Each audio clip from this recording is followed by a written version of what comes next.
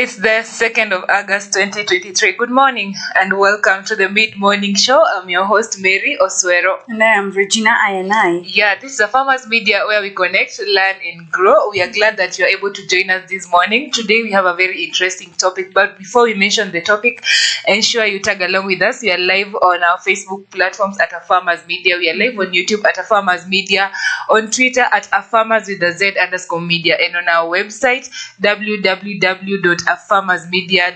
Ensure you connect with us, you learn with us so that we grow together. Just like I always say, we are here to educate you and you also educate us. You learn from us as we learn from you. Yeah, and once again, welcome to the mid-morning show, the one and only show that fuels, that brings farmers together, that speaks what fuels our farms. Ayan, good morning. Good morning, Mary. How are you? I'm fine. How are you? I'm good. Are you ready for today's topic? Yes, I'm ready, and I hope our listeners or our viewers are also ready on this amazing show. Today we have a very interesting topic. Our main topic of the day is strategies for a successful farm operations. Strategies for a successful farm operations. As usual, in this channel and in this show, we deal with farmers. Whether you are doing small-scale farming, large-scale farming, we are always here for you. Bora tu you are a farmer. As long as you're a farmer, definitely after our show you have something to take home. That's why we always encourage you to tune in and ensure you don't leave the page once you're in. Once we are live, you stick with us to the end. We are here. You can send us your comments. Since we are live on Facebook and YouTube, you can send us your comments there.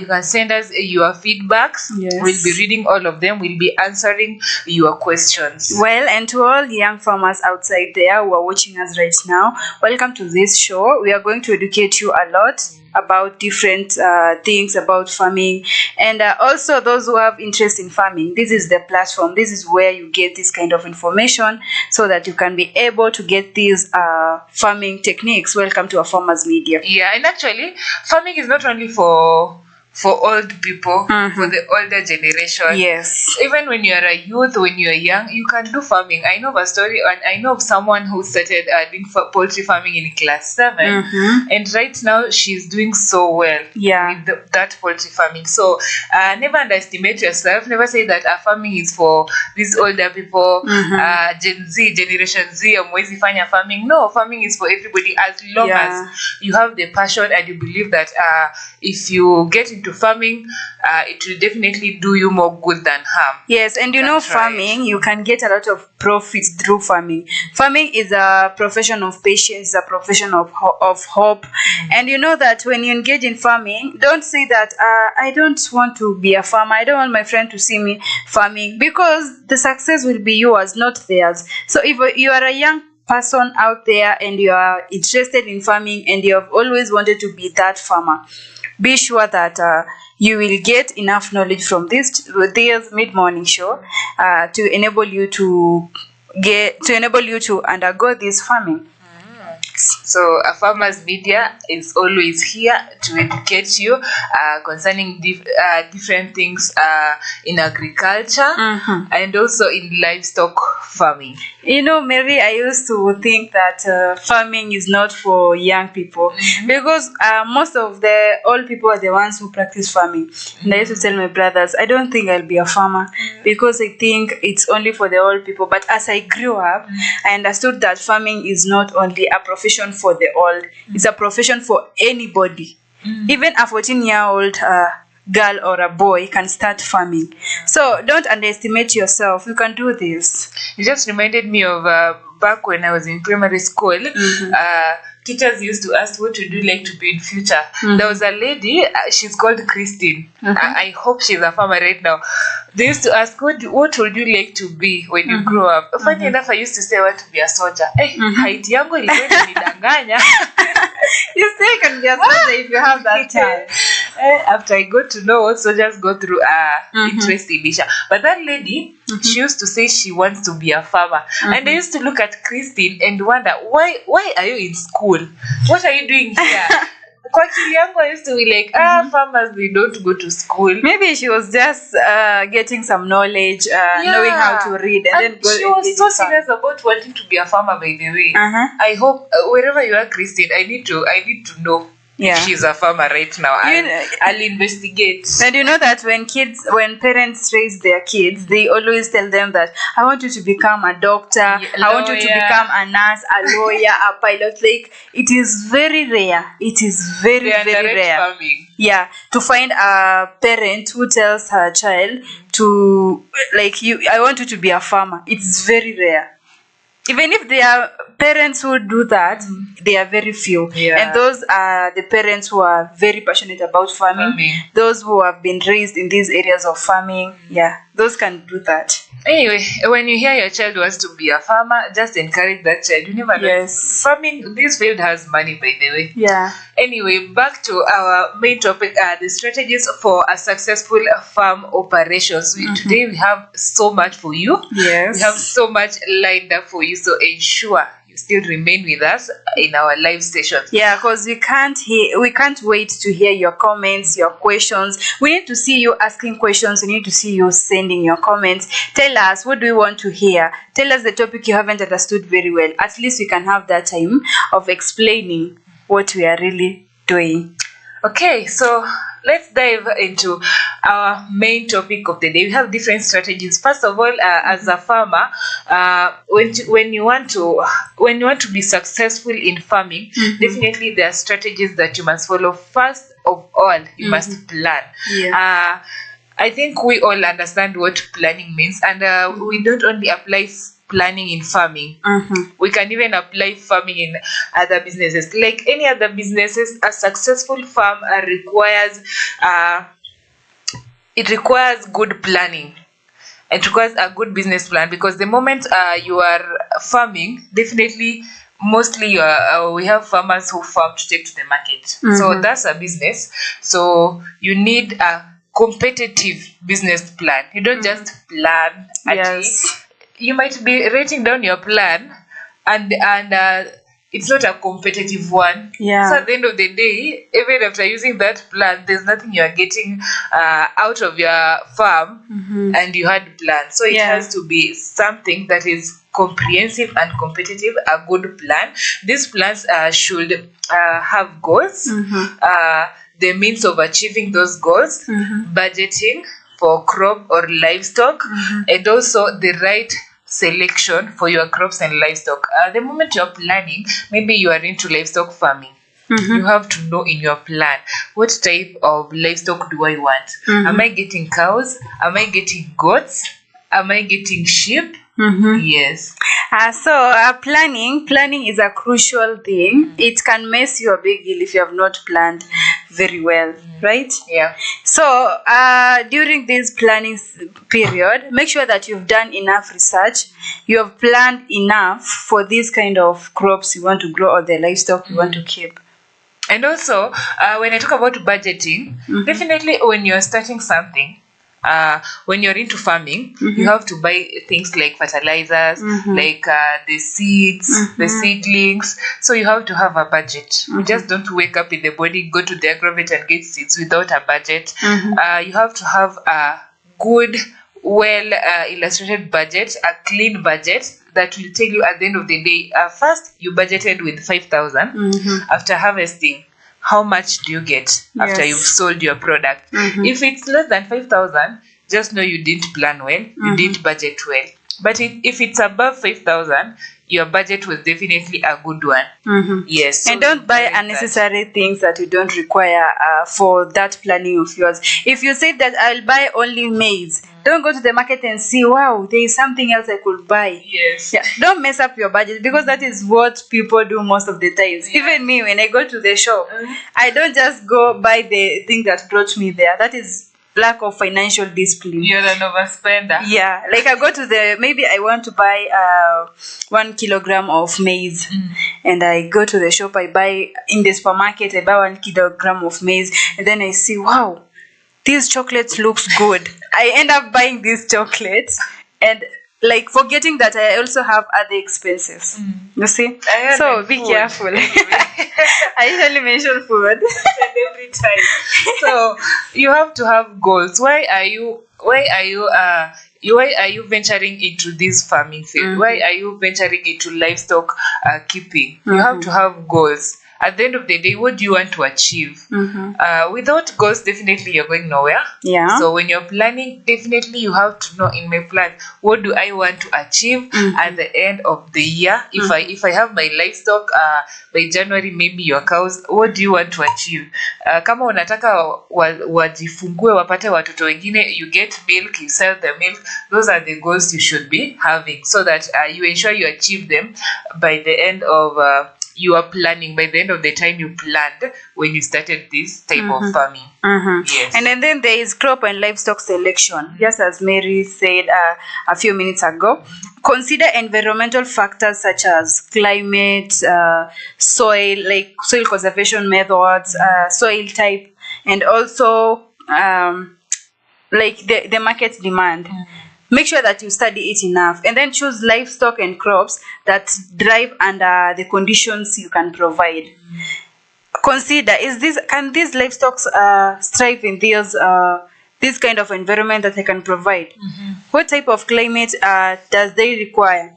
So some guidelines to help you through this process include local climate. The climate will significantly influence the type of crops you can grow and livestock you can rear. So some plants thrive in specific weather conditions and others don't. So research which crops and livestock are best suited to your local weather patterns and temperature.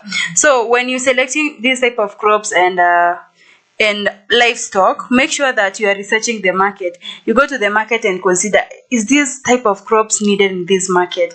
Like in the next year, what kind of crops will be really needed in this market? So you research first. Make sure that you have done all the research possible. You can go online, Google, you can go to the market yourself, you can do several other things that will enable your research to be successful. Actually, when you talk about climate, I'm just remembering the story that we had last time of livestock. Like livestock from your place can survive in my place, definitely. Yes, so you have to know this type of livestock. You remember the story that I was telling you about? Livestock have been brought to a certain home and now they can't be sleeping in a room. They want to be left outside. So you have to know, I've bought this livestock from this type of place. Like let's assume you're from Turkana or Samburu, just like I am, and then you're taking livestock from there and you're taking them to Limuru. They will not survive. And make sure you ensure that the condition you have, your livestock will be able to survive under those conditions, because that can do harm to you, a lot of harm to you. Because if you choose a type of livestock, let's say hen, like you decide to rear chicken, the poultry farming, and then in your environment you don't have those lights, you don't have anything that can be used. The environment you live is an area that is filled with cats, there are crows, so there is high chances that you lose all your produce or your everything that you've worked hard for, because the cats will eat those chicks, the eagles will come and take away those chicks. So make sure that the conditions are also suitable for the types of livestock or the type of crops you want to plant or to keep. Just before we continue, because eagles are the best enemies that poultry farmers can have, by the way. Have you ever seen how an eagle picks a chicken? I've seen that and I was screaming my ears out. If only they could carry the mother hens, the big ones. For me, I fear eagles. Eagles are very bad. You know, there was a time my dad, we had, they slaughtered goat. And then they did the nyama choma. You see, you've just been given your nyama choma. You want ready to eat. You see, the saliva has already started. Like you've started salivating. You are ready to eat this meat. The moment you take it to your mouth like this, the eagles come and takes it away. Anyway, you see that pain? Yes. That kind of pain. It pains deep down. I don't know why you're not remembering this part of the story. back in college, we used to have chicken once. Oh, yes, I remember. Like, I think twice a month. Saturdays you couldn't sit outside with the chicken. I never dared. I never dared to sit So outside. you guys would just come and pick a chicken in your plate and they leave with it. Yes, and you remain with plain rice And and be people like, would be laughing at you. yeah, and be like, yes, the reason why I came to eat today is because there was chicken, but now you have plain rice. You have shared it today. Yeah, that was funny though.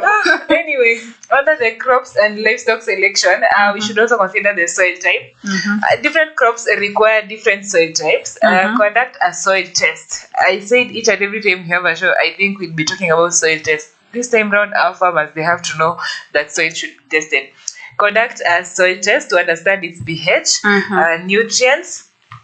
It will help you choose crops that are likely to thrive in your soil. The moment you test your soil, definitely you will know the pH, if the acidity, if there's acid in that soil.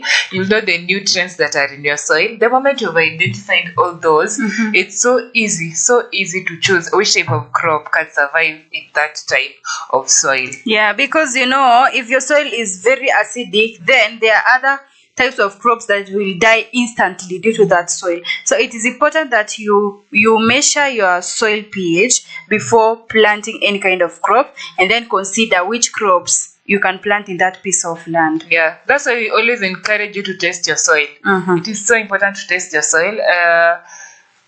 The last time we were having a show with Mr. Noah here, he was telling us that he'd really like the government, instead of just giving out seeds and fertilizers to farmers, he really encouraged and like the government to be testing soil for all farmers. Yeah. That one is better than even giving them the seeds, because the moment you've helped them test the soil, it becomes so easy for them to identify which type of crop they can have on their farm. Like, for example, let's assume that the way they give out, the way the government gives out the seeds and the fertilizers, you just take the maize seeds you want to go and plant, and maybe when your soil has been tested, you can be advised to plant sorghum instead of maize. Yes, that is a good step. That is a very wise step, because if farmers have that opportunity of being having that activity of soil testing in their farms, they won't even bother to start struggling on which type of crops they should plant on that type of the soil, because some farmers don't know how this goes. Especially local farmers from rural areas, they don't know how to measure this soil pH. All they do is that when they are given seeds, they plant them without even thinking or without even considering other factors such as soil pH. So they end up losing a lot of their produce due to this. Maybe the soil was very acidic or even has a low base. The alkalinity was very low. So, if government can do that, that will be a good idea. Yeah, and personally, I was really in support of what he was saying. If only the government could reach out to the farmers and help them test their soil free of charge, it will be easier and it will be better than even giving them fertilizers. Yes, and then there is market demand. Make sure that you investigate the local market for demand and pricing. Know what type of crops are in demand, what types of services are in demand, like what types of livestock are in demand, and then ensure that you've also looked at the pricing. How are they selling their crops? How are they selling their animals? Are they selling at a cheaper price? Are they selling at a higher price? So after knowing all these kind of things, after investigating this market demand, knowing everything that is happening in that market, you now go and see what you are going to do with your livestock and crops. So, okay. Actually, I don't know if you've ever realized, the goats are always on high demand during the December holidays. Yes, of course. I'm here to find out why people love eating goats. Yeah, because it's the December holidays, buzi choba. They won't have that. Goat is the center of attention in December because they can't afford to buy a cow.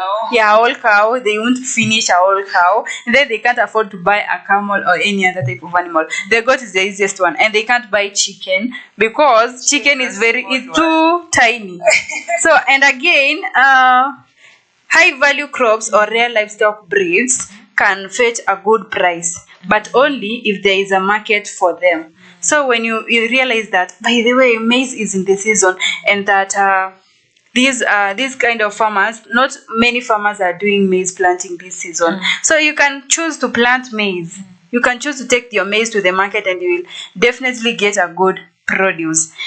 And also on poultry farming, there's something I realized, leave alone the chicken. There are these birds called goose. I know. Geese, yeah. Yes. A goose is one of the, if it is one, it is goose, and then if there are many, geese. Now the geese, they have actually I just realized that they are being sold at a very high price. So if you're a farmer who is selling geese, definitely in the poultry farming department, you really thought hard.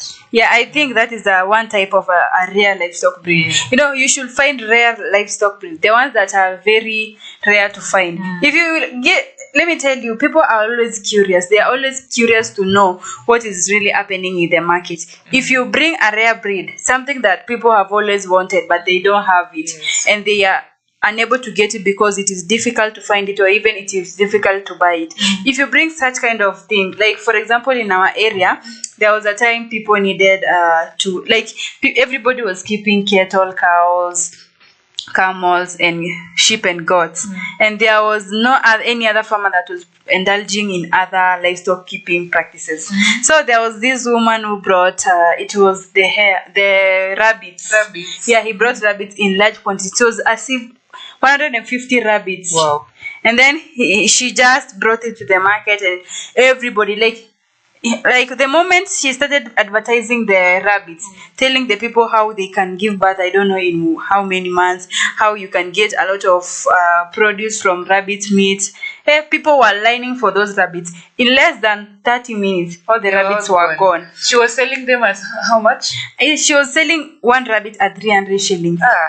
Just imagine. So, yeah, she went home with around 300,000 or 100,000. I don't know. Yeah, but that was a good idea. So in the market demand, make sure that you bring something that is needed, something that is not common. If you bring tomatoes in the market and everybody else is selling tomatoes, of course you'll go back with your produce back home, because the tomatoes are very many or in even the market. You'll end up selling them at a cheaper price. Yeah, and they will also rot. You know, the higher the demand, the prices go.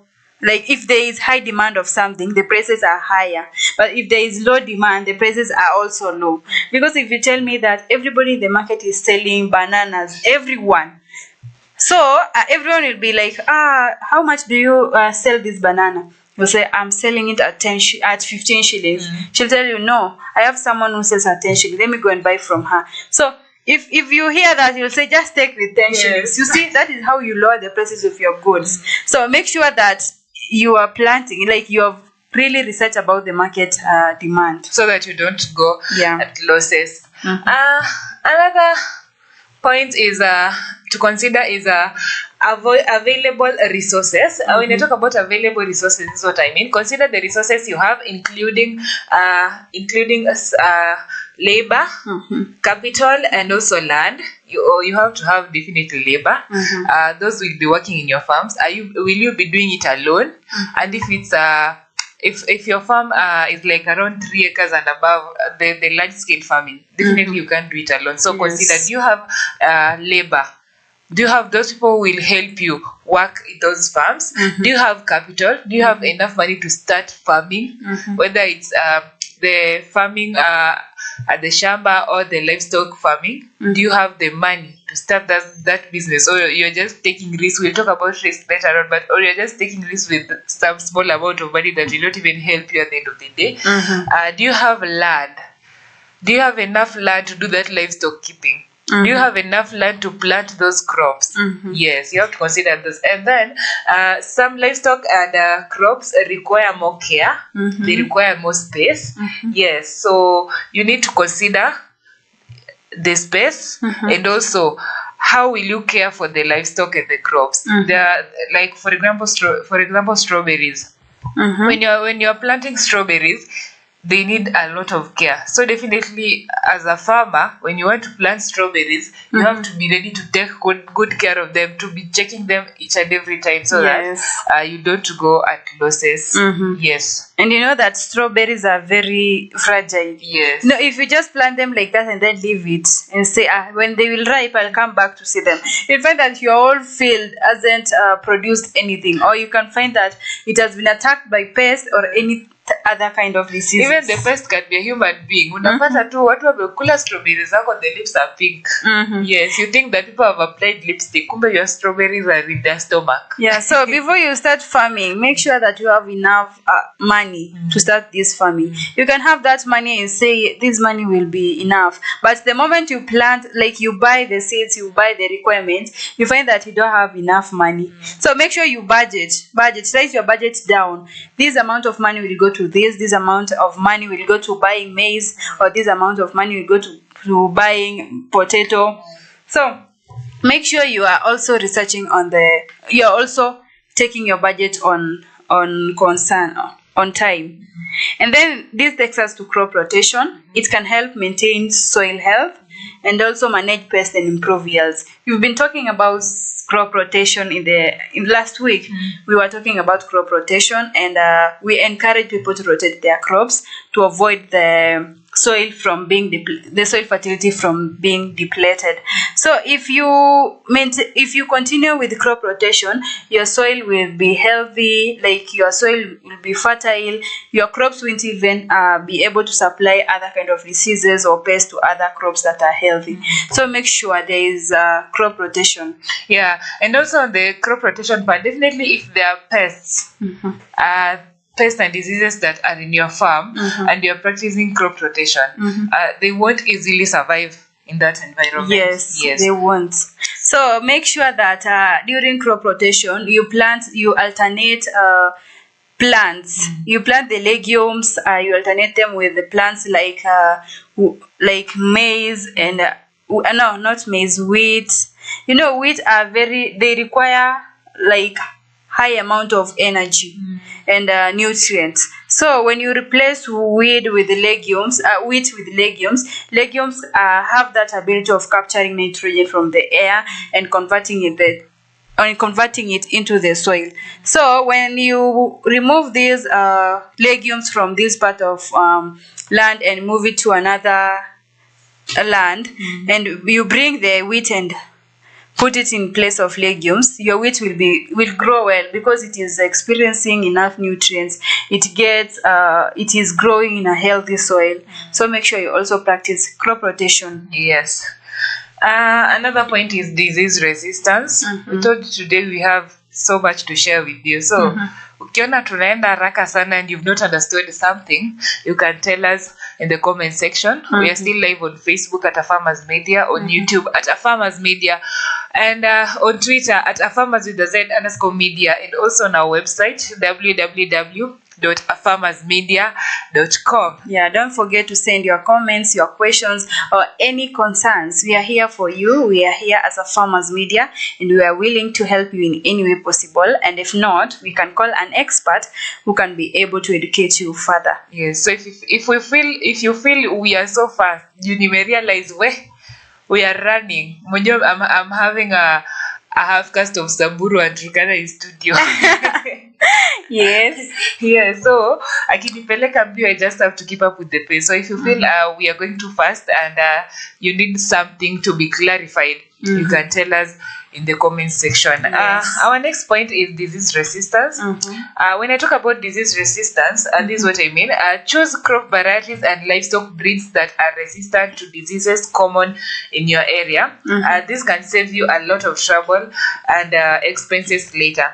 So when you're planting crops, for example, when you're from an area where maize is easily attacked by diseases, and you already know that, you don't have to risk planting your maize in that don't specific risk. area. Don't You can risk. have another crop in that specific area, because the moment you are just planting your maize and telling yourself, let me just plant it here because now I have no otherwise, you're just risking going into losses. You've used capital, you've employed people to come and work for you, you've paid them. You see, definitely you'll get into losses, and you'll start regretting. So it's better, prevention is better than cure. The moment you already know that this type of disease can attack maize in this type of area, don't plant that type of crop.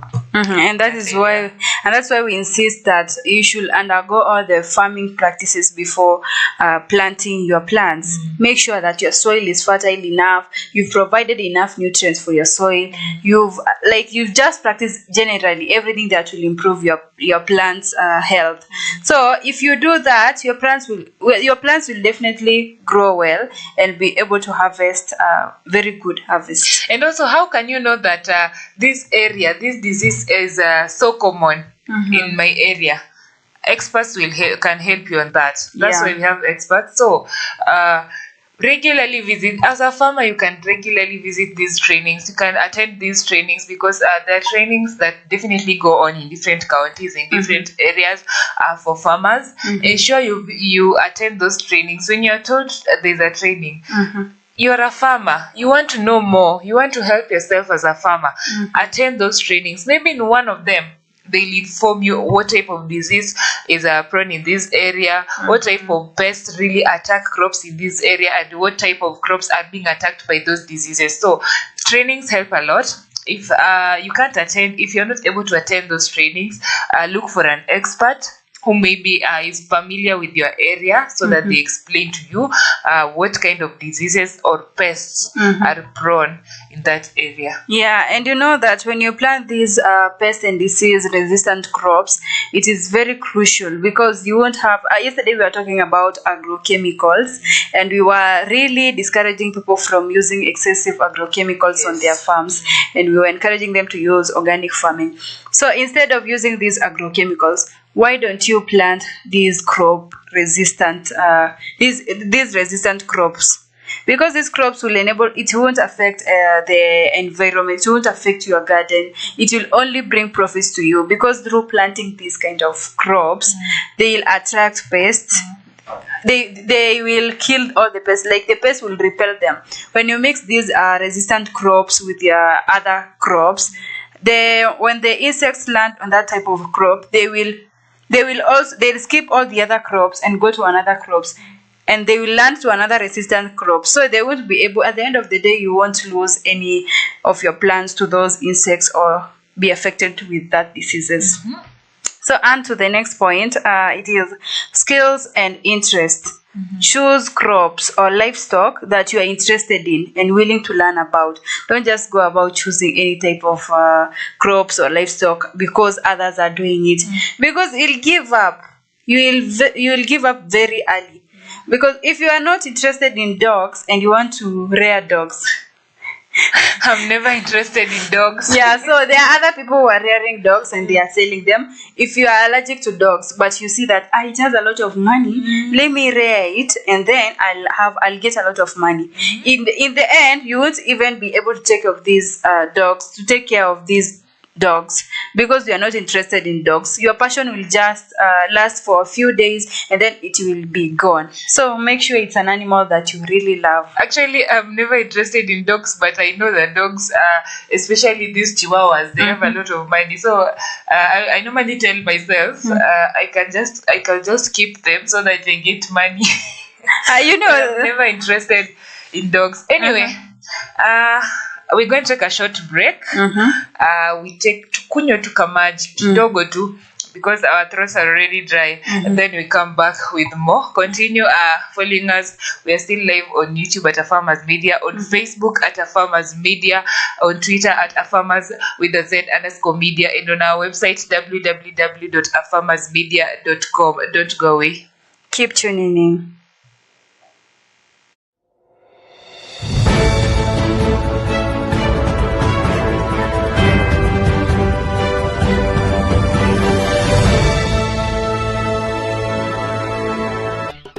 Losing out on your crops or livestock can be a huge problem. With changing weather, there will be more unexpected losses. Have you heard about agricultural insurance? By paying a small amount of money each month, you can get paid out for serious losses to your crop or livestock. It is more affordable than you think. For a dairy cow valued at 100,000 shillings, the cost of insurance is 3.5% of that value. So, 3,500 shillings. That's about 10 shillings per day, or 1.5 liters of milk a week. Here's how to get insured. Contact an insurance agent. Someone will come and assess the expected yields from your crops or value of your animals. The insurer will then give you a cost and plan for your insurance. You pay the premium. That's the amount you need to pay to be insured for 1 year. That's it.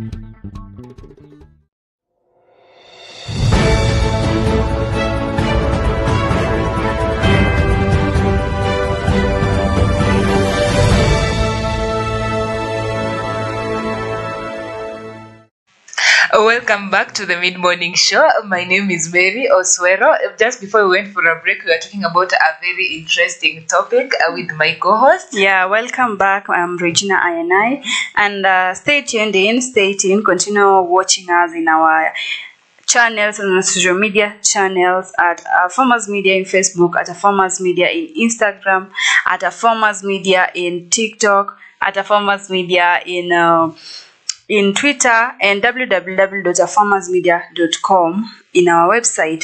Now, we were talking about the skills and interests, and I was telling you that you should choose something that you love, something that you are willing to do, something you're passionate about.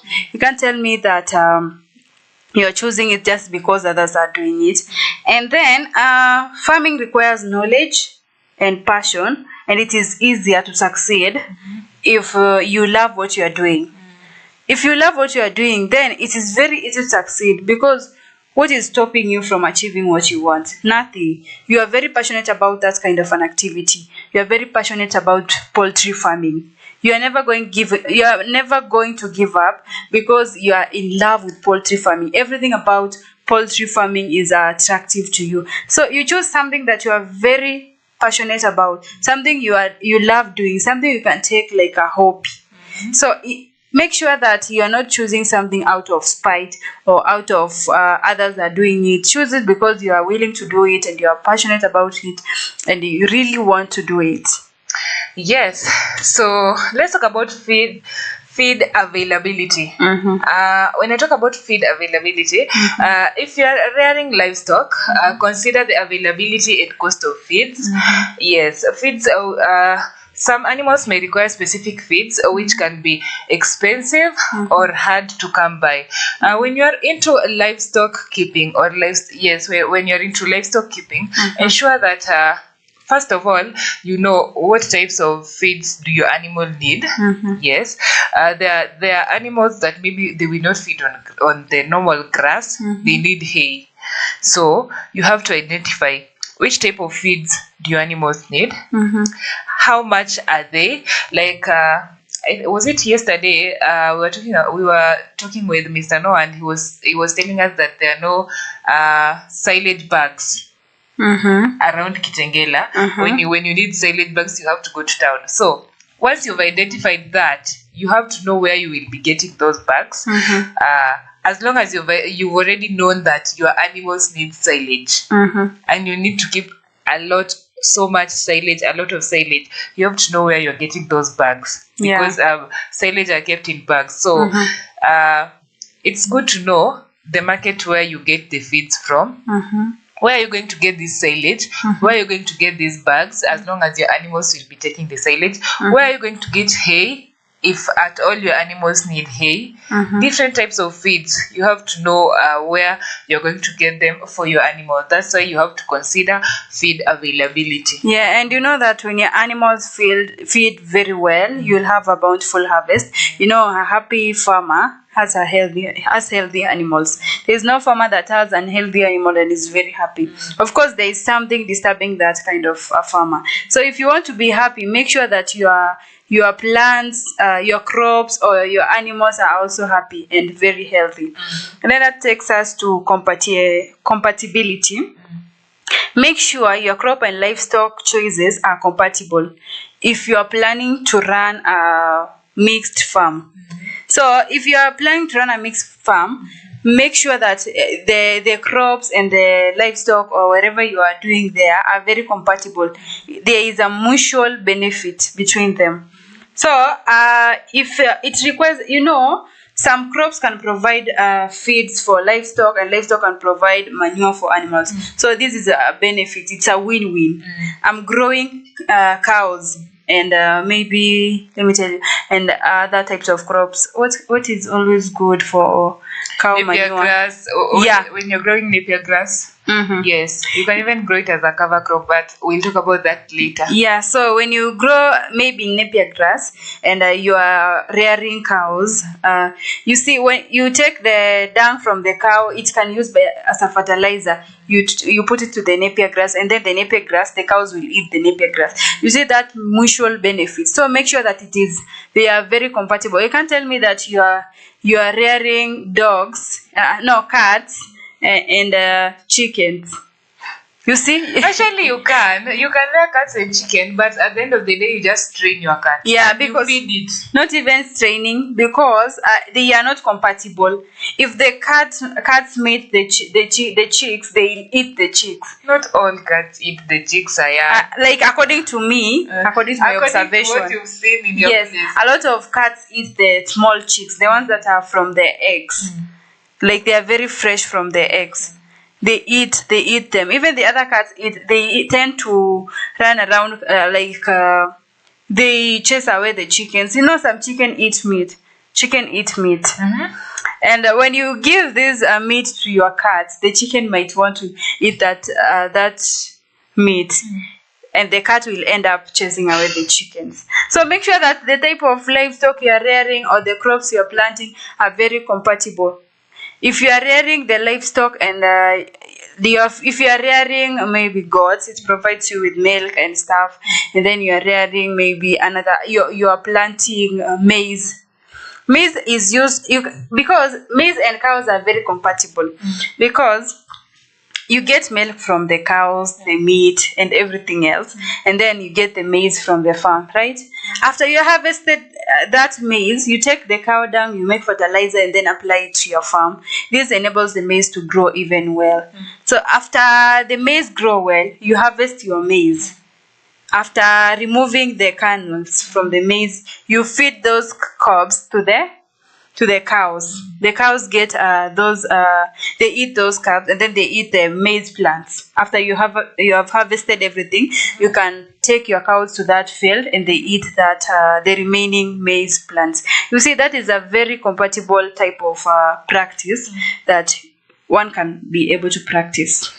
Okay, that's a very interesting point. I just remembered in my place, I think we're just rearing we are having a cat, we're having chicken, we're having a cow, and we still have napier grass. Now the only part that we did a mistake is having sukuma wiki in the same compound now, because the chicken will eat the sukuma wiki, definitely. These cows can also eat the sukuma wiki. Yes. That is what I mean by plant crops and animals that are very compatible. You see, now you plant sukuma wiki, cows and chicken at the same time. You see, you will lose other trying to regain the other. But now I'm an African. Yeah. Anyway, be mindful. Compatibility is also a key factor that you should consider.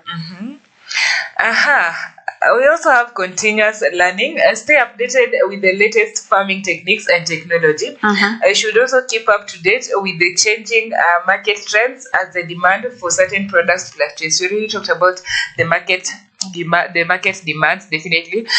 In order for you to know the market demands, you also have to stay updated with the technology. Nowadays, we have technology has taken over. So we have phones, we have we have social media platforms like Facebook, WhatsApp now. Mostly through Facebook, I see farming groups. I see so many farming groups in Facebook. You can get to share a lot and also get to learn a lot from those social media platforms.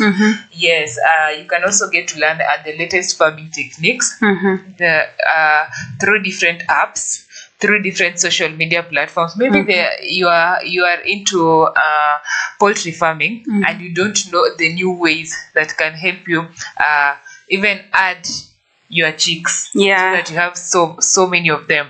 So maybe through those social media platforms, when you join groups in WhatsApp, the farming groups, you can get to learn a lot and also know where you can improve on when you start farming. And you always know that every day is a learning day.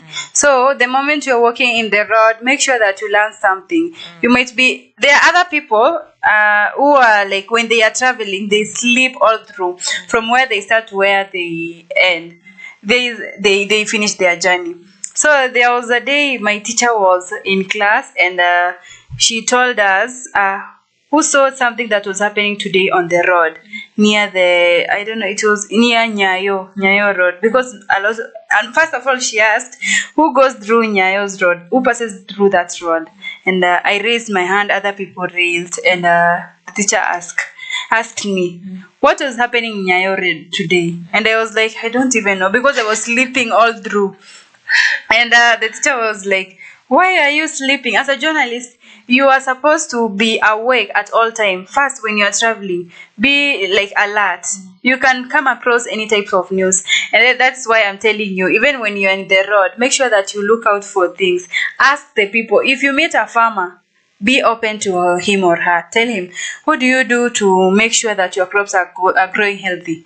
What tips do you do? Can you recommend to me some of the practices that I should do so that I can get rid of these types of pests? Maybe that farmer has other traditional way of getting rid of pests.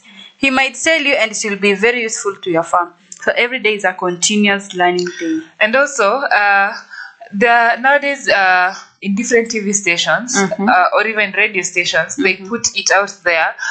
Maybe if a place like Kajiado, they're harvesting tomatoes, they'll definitely inform you. In Kajiado, 1 kg of tomatoes is going at this type or at this price. In Nairobi, this price. So if you're a farmer and you're in Kajiado and you've already seen maybe through the social media platforms or even through televisions, or you've heard through the radios that maybe 1 kg of tomatoes in Nairobi is a bit higher than how you are selling it in Kajiado. You know, that is an opportunity for you to go sell your products in Nairobi. So you should always ensure that you keep up with the market trends. You know the market trends, and you also know the demand. And these demands, in which place, in which markets. That's why we encourage you to get into technology as a farmer. Hata kama wewe ni mzee uelewi, definitely the young people can easily help you, even through the phones. If you don't have a smartphone, you have a TV or a radio. Najua there's no human being who doesn't own something. If you don't own a phone, definitely you own a radio. If you don't have a radio, you have a TV.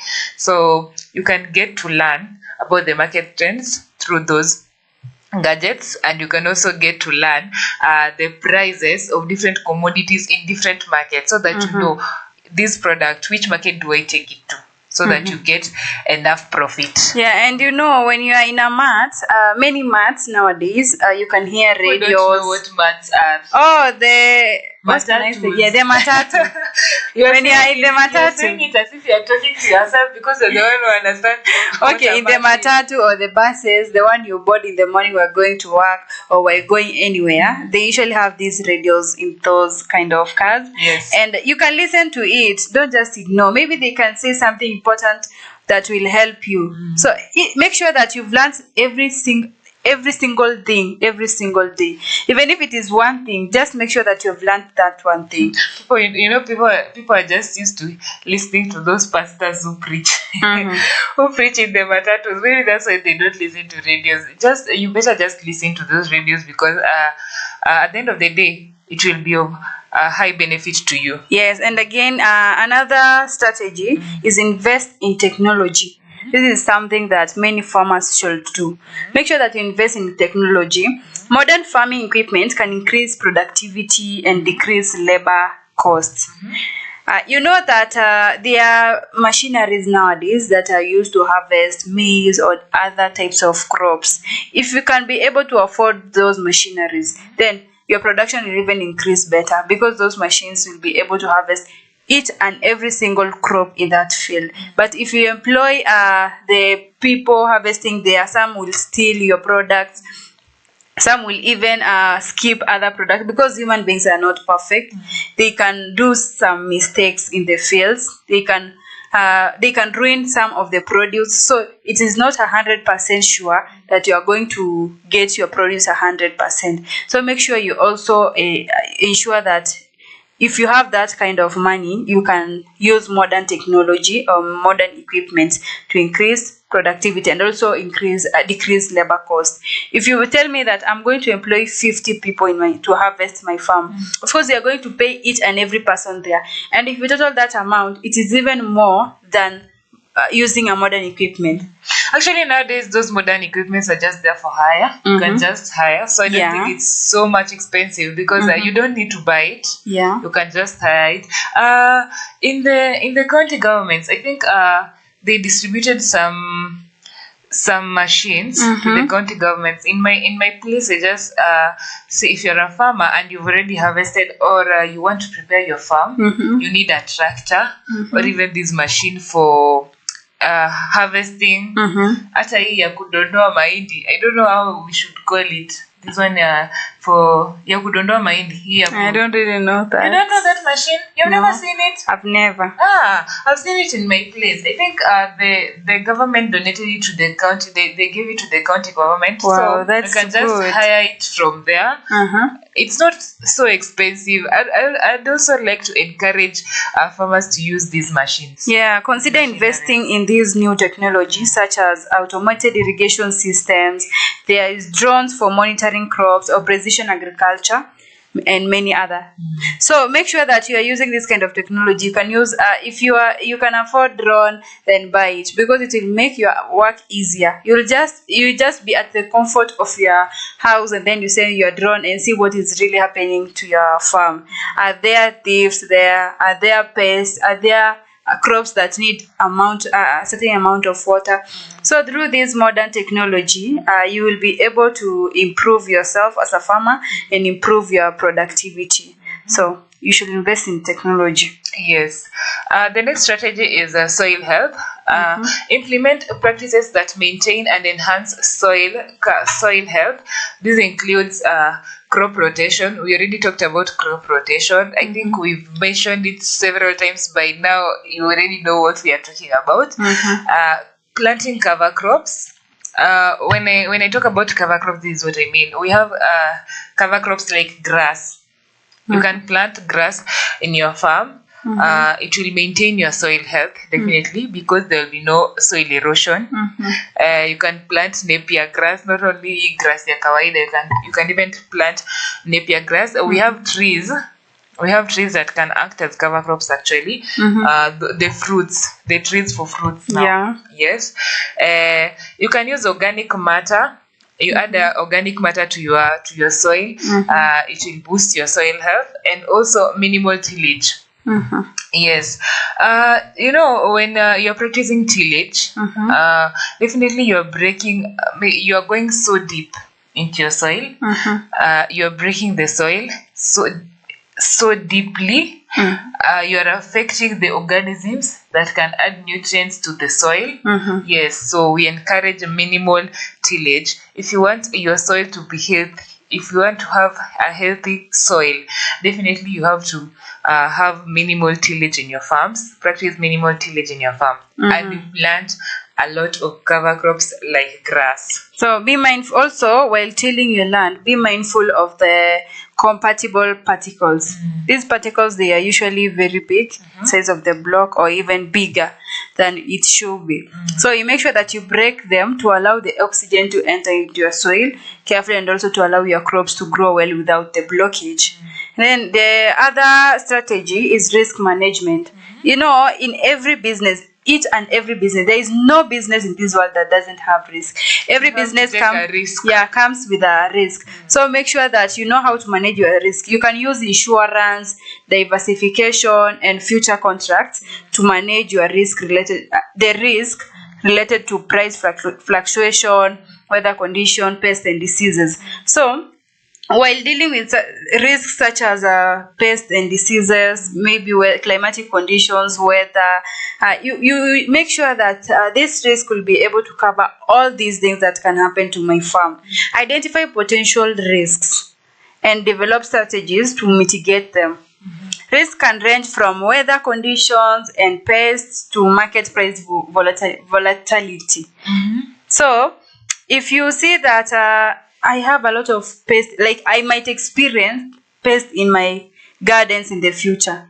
So let me take this insurance to be able that if my crops are affected by this kind of pest or by this kind of diseases that might happen in the future, I'll be able to navigate. So when you take this insurance, even if you get this risk involved, you can be able to get compensated and continue with your farming. It won't just end there. And even at the end of the day, if there are no pests in your farm, you really took that risk of having that insurance. Yes. So it's just better. Maybe they are not there this time, but they'll be there next time. And you know, our weather patterns keep changing. They keep changing each and every single day. And you don't know. Maybe in March there will be heavy rains. Maybe you say next year in March there'll be heavy rains, and I'm planning to plant sorghum. And I know these rains might destroy my plants. And mostly, like we all know that maybe, let me take example. Everybody in that village knows that in March there will be heavy rains and the floods are likely to happen. But in that month also, there will be high demand of maize, and you want to plant maize. So you go ahead and plant your maize knowing that I have an insurance. So if anything happens to your farm, God forbid, it won't happen. If anything happens to your farm, that is not voluntarily. You have not volunteered for something like that to happen to your farm. You have just taken a risk. You have just taken a risk. Yes, I'll harvest a lot of crops if nothing happens to my farm. So let me take this risk. And you have the insurance. So even if this happens to your farm, you will get compensated and you will continue with your farming. So risk management is a crucial strategy towards good farming. And we were talking about insurance. So let's major on that insurance. You know, there are various types of farm insurances. If you've never done, you don't only take insurance for your health. There are also farm insurances. They can protect you from financial losses due to unforeseen circumstances like extreme weather conditions, just like Anne was saying, crop diseases, she has already mentioned, and also market price declines. Yes, at the moment you have harvested so much tomatoes, and you take them to the market, and you realize that the amount that you want to sell them at, people are not accepting at that price. You have an insurance. You'll not have so much losses because you as a farmer, your crops were already covered. Yes. So I think next time we should look for an expert to explain to our farmers more about this farm insurance. I'm sure most of them do not know that they are farm insurances. Yeah, and I know that maybe you can find one person who is from the insurance company, one of the insurance companies. The farm insurance. The farm insuring companies. They'll be able to explain to each and every person who is floating right now about these insurances. And anyway, continue tuning in. We are live at Facebook at A Farmers Media, in YouTube at A Farmers Media, and click onto our website www.afarmers.com for more information about A Farmers. Subscribe to our YouTube channel, by the way. Yeah. I feel that this content that we are giving you is worth subscribing. So just subscribe to our YouTube channel at A Farmers Media. Ensure you subscribe so that each and every time we are live, each and every time any other show is live, you are always there to tune in, and you become part of us. You become, because this is a family. So the moment you subscribe, you are already a family member. Yeah. We need extra family members. Tunaona tuko wachache sana. And also to manage this risk, we need strategies. And one of the strategy is diversification. This is like growing variety of crops or raising different types of livestock. If one crop fails, a disease, like if one crop fails or a disease affects one type of a crop, you won't go down completely. Your entire operation won't be compromised. Because I've grown maize in my field, I've grown beans, I've grown potatoes, I've grown, maybe I've grown 5 kinds of crops. And then I find that one of my crops is affected by a certain disease. So if that crop ends up not growing healthy or not producing any profit, you won't be compromised completely because you have other crops, you have a backup. So it's always good to ensure that there is diversification of crops. Yes, you have to have a backup plan. Yes. Another strategy under a risk management is you have to have knowledge and skills. You have to stay up to date. I think there are some information that we'll be giving in each and every show, just like testing soil. Now today I have another one. You have to stay up to date first with the market trends, and you have to have knowledge and skills on whatever you're doing. Yes. So staying up to date on the best practices in the pest management, disease control, and other aspects of farming can help you mitigate risks associated with these issues. So the moment you are familiar with the pests and diseases that are in your area, yes, you're familiar with the weather conditions, yes, you're familiar with any other aspect of farming, definitely, even if you're taking a risk, knowing very well that this and this might happen. Yes. You have to be knowledgeable, and you have to have skills on how you will also handle. Yeah.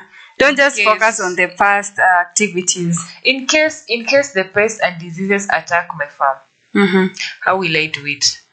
What skills do I use in order for them to disappear? Just like Anne had mentioned about drones. Now when you know about drone, that is knowledge. Not so many people know that we should use drones in our farms. So the moment you know about drones, definitely that is knowledge. So that knowledge will help you know how to use that drone to identify the pests and diseases that are in your farm, and definitely you'll know how to handle it. Yeah. So that is another way of managing risk. Yeah, and knowing that, having that knowledge and being up to date is a very crucial step, because you are aware of everything that is happening in the world of farming. You are researching, you are going on a farmer's website, you are going to other websites that involve farming. You're attending trainings. Yes, of course, you'll have a lot of knowledge. There's nothing that itakupita tu hivyo without you knowing. Of course, so stay up to date. For example, I can give example of that wild coin. You know, there are other people who took that wild coin long time ago. Wild coin imekusumbua. Yeah, like there are other people who took wild coin long time ago, and they don't know what is really happening. So they end up, they don't even follow up what is happening there around the world. They don't watch the news. They don't see anything. So they just end up like staying in the dark, not knowing what is really this. So stay up to date. Know what is happening around the world. Know what is happening in the world of farming. I don't know why I feel like laughing at you. I'm just informing people who are not aware. Not really. Anyway, the other one is future contracts. If you are growing commodity crops, future contract can be used to lock in prices ahead of time, protecting you from market price fluctuations. So if you sign a future contract, you say that I'm going to sell my crops at this kind of price, and then you sign this contract. When it reaches that time, everybody else will lower their prices, but you won't lower them because you already signed the contract. You won't go like wezi henda hasara tu hivyo. Of course, you signed that contract. And then, for example, when the maize is in the season, everybody is having maize, but before you planted that maize, you signed a contract saying that I'm going to sell my maize at these prices. But when you go to the market, people are complaining, why are you selling this? your price will not fluctuate because you've already signed that contract and nothing can be done. I think that point also is mainly talking directly to those farmers who have tenders maybe in schools. In different schools, there are always tenders that come, I think, yearly. Each and every budget, when we read the budget, when the government reads the budget, I think that's when they advertise their tenders. Yes. So if you're a farmer and you're supplying maybe your grains to an institution, not even a school, an institution, you don't need to go and sign that future contract. Goja to just wait for your harvest, then you see what to do with the contract, because you can go to that institution and sign that I'll be bringing you maize at 40 shillings per kg. Yes, every day. Not even every day. Like, let's assume right now we are in August, and maybe you want to supply it in November, and you're telling them in November I'll give you 1 kg of maize at 40 shillings. In Africa, November, people are selling their maize at 100 shillings 1 kg. You want to get your maize out of your granary and take to them at 40 shillings. They're the ones who are benefiting. So I just encourage people. Apo kusign a future contract, you will go at losses by yourself, because you already signed that you'll take them maize at 40 shillings per kg. Now maize at the market is 100 shillings per kg. You just have to take that maize at 40 shillings per kg. Na wewe huko umeitoa maybe at 80 bob, you're going at a loss of 20 shillings. Yeah, so it's not bad to sign contracts, but don't say the future words. Utalia hapo. Just ensure you sign, I think, the contracts according to the period or even the season. I think before signing the future contract, people just don't go around and sign them. Yes. They first research what is about the market, the future market prices. If they see that there is a certain thing that you'll just see and say in the next 3 months, the maize won't go like 1 kg of maize will not be 200 shillings, of course, but you said yours will be 150 shillings. But you know that it can't go beyond 150 shillings. That will be beneficial, because at that time you'll be selling 150 because you signed that contract. So you will gain more profit. So make sure that future contracts protect you from market price fluctuations. And actually, the story is only beautiful when you've signed a lot of money. Yes. If maybe you're buying the maize at 40 shillings, or you're having your maize in your granary and you got it at maybe 40 shillings per kg, and then you go sign there that I'll bring you maize at 150 shillings, and you know very well it won't get there. Now the story will be beautiful at that point. Yeah, future contracts are used to lock. They are used to lock contracts. They are used to lock prices ahead of time. Like, I'm going to lock my price. I'm going to say this is my price in the next 3 months. So when it reaches to that month, that is your price. You've signed that contract. So when others are struggling to lower their prices because the market is fluctuating, you are there because you locked your price. So you won't go at loss. Yeah. Okay, I think the next one, let's talk about sustainable practices. When I talk about sustainable practices, this is what I mean. Adopting a sustainable farming practices can help mitigate environmental risks. This can involve soil conservation techniques, efficient water use, or organic farming methods. When I talk about soil conservation techniques, this is what I mean. Maybe you can plant your cover crops. That is one way of conserving your soil, because definitely when you have your cover crops, there will be no soil erosion. Your soil will be healthy. Yes. Another one is planting trees. When you plant trees in your farm, that soil will be healthy, because those trees have protected the soil from so many things. Yes. So those are some of the conservation techniques, soil conservation techniques. Efficient water use of drip irrigation. You're using the right amount of water when you're using the use of drip irrigation, because definitely haujamwaga tu maji. You not just pour the water. The water is coming out through small holes in those pipes. Yes. So in that way, definitely you're using efficient water. And organic farming methods, use of manure. Maybe you can collect cow dung or even the waste, yes, the waste materials, and use them in your farm. That is the use of organic farming methods. So in that way, you're practicing your farming sustainably. Yes. Yeah. And again, financial management. That is another strategy that can help you manage this risk. I was talking about financial discipline. Be very keen on how you spend your money. Yes. Have a budget, have a plan. What am I going to do with this money? Don't just risk. Risking is not very good. So keeping an eye on you risk when you know how you'll manage it. Yes. So keeping an eye on the finances can help you anticipate and manage risk. You keep an eye on your finances. I'm not going to do this. I'm not going to mess up my financial budget. You go to the supermarket, you are going to buy sugar. Go and buy sugar and come back. Don't go and say, I want ice cream. I'm going to buy these. No. Enda tu machongumu, buy sugar and go. Try to learn some discipline out of that. So financial management include maintaining a budget, monitoring cash flow, and saving for emergencies. In your salary, najua most of people don't just save. When they receive their salary, they have now many expenses. They say that this amount will go to rent, this amount will go to food, this amount will go to me partying. Like, and then the rest. Yeah, the rest I'm going to do something else about it. So make sure that you save, even if it is 50 shillings or 150 shillings you are saving daily.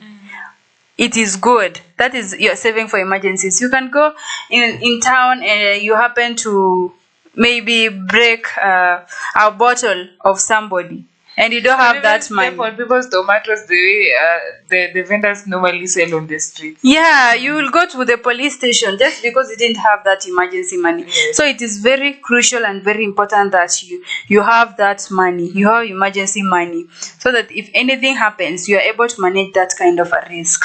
You can even be sick. You know, sickness is not predicted. Yes. It just comes like that. You can wake up early in the morning, you just find that you are very sick without even knowing what is really happening to me. So make sure that there are emergencies that need attention, such as sickness. So manage your financial wisely. We had talked about technology, the use of technology. We talked about use of machineries, like tractors that we used to plow our farms. We also talked about hizo machines za kudondoa mahindi.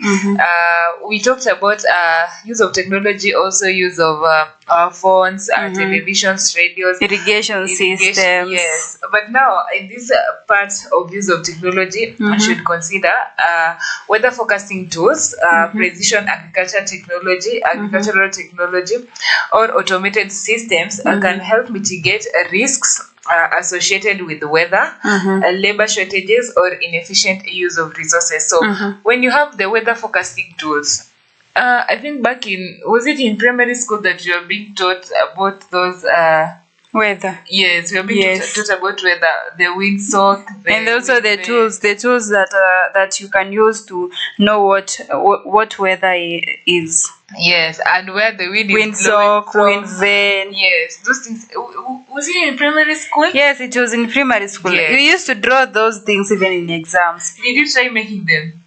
Yeah, we tried. We used I don't know what. We made a scarf in a way that it looks like a funnel, and then we tied it on a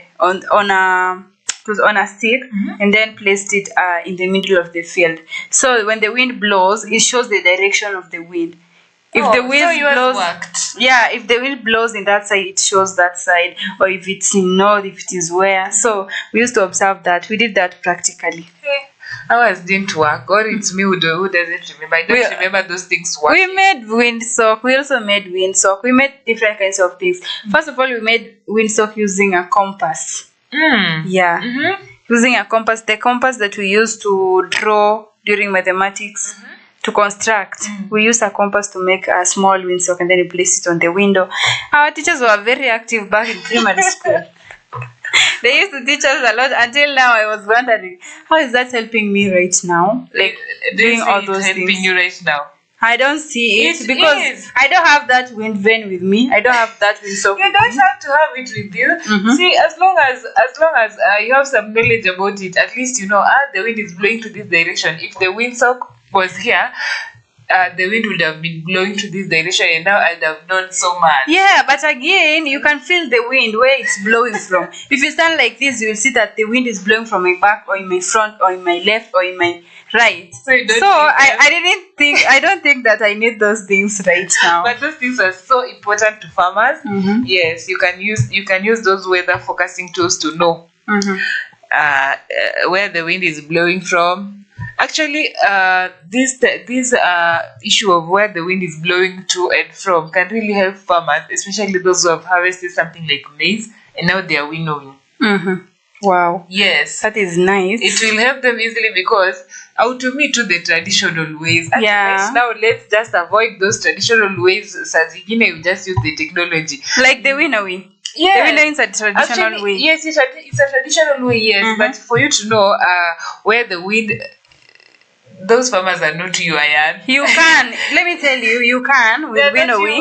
who will be knowing that the wind is coming from this side. Okay, let me tell you. If you winnow the maize, if you do like this, you will know definitely where the wind is coming because those white things will go to the other side. Yes, that Yeah. one you're right. So it But is now when you have the simple weather- knowledge. It's a simple knowledge, but Yeah. when you have the weather forecasting tools and you're having your wind, is it windsock outside there? Like the weather forecasting tool, it focuses on wind and other aspects of weather, like maybe when the rain is coming, the clouds and everything. I was just talking about the wind. Yeah. Okay, you're always encouraging us to use the traditional ways, but it's okay. Traditional way are very effective, But sometimes there are other ways that are outdated and it is a lot of work. So we also improvise. You can't just say that I'm going to use all the traditional knowledge. There are others that are good, there are others that are not. At this That will point, you cost should you. host for us a cultural show. Yeah, maybe I should. Anyway, another one is regular maintenance. Regularly maintaining your farm equipment and infrastructure can prevent failures that could disrupt your operation or cause financial losses. If you maintain your equipment well, you make sure that when I finish digging my garden, I take the djembe, I wash them, and then I dry them and take them to my farming store, my store. So make sure that you are washing them daily to prevent the spread of also diseases. You might be digging to a same part of land, and that land is not contains pests, bad pests, yeah. And you are going to take that djembe and store it like that, and then go back to the garden the next morning and start using that same djembe without even washing the previous soil.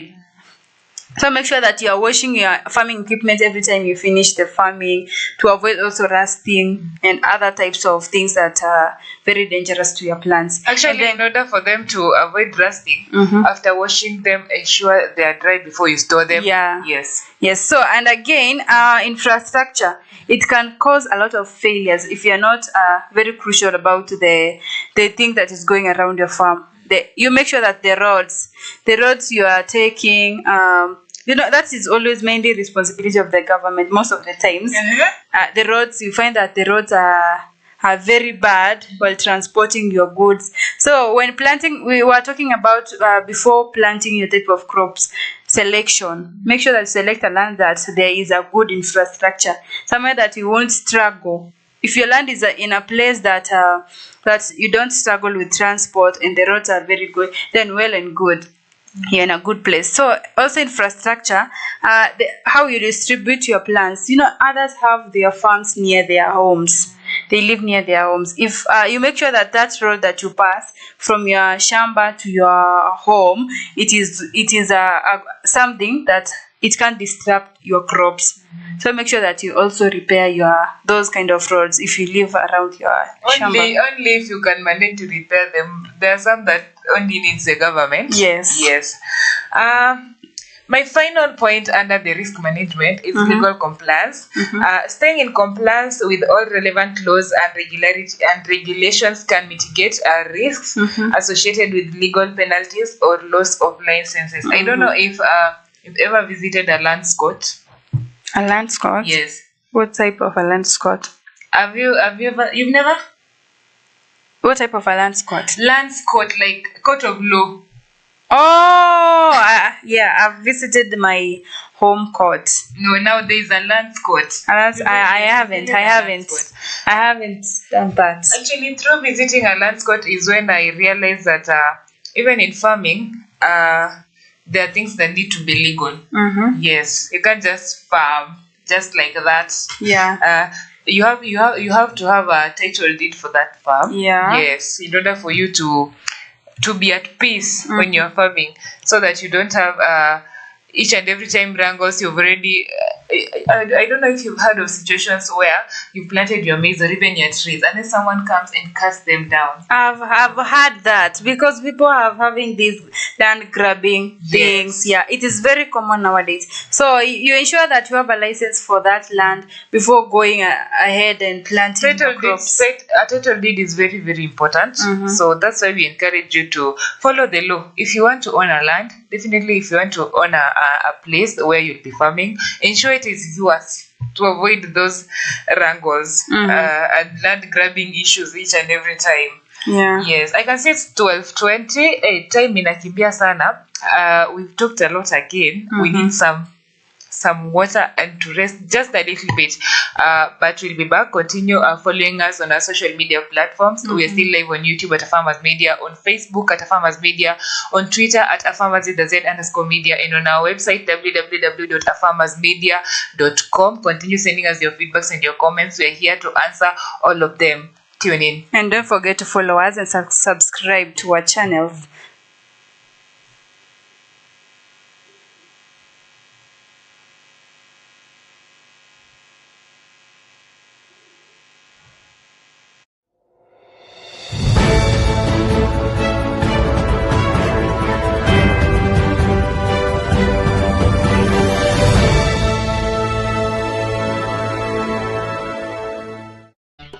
Losing out on your crops or livestock can be a huge problem. With changing weather, there will be more unexpected losses. Have you heard about agricultural insurance? By paying a small amount of money each month, you can get paid out for serious losses to your crop or livestock. It is more affordable than you think. For a dairy cow valued at 100,000 shillings, the cost of insurance is 3.5% of that value. So, 3,500 shillings. That's about 10 shillings per day, or 1.5 liters of milk a week. Here's how to get insured. Contact an insurance agent. Someone will come and assess the expected yields from your crops or value of your animals. The insurer will then give you a cost and plan for your insurance. You pay the premium. That's the amount you need to pay to be insured for 1 year. That's it.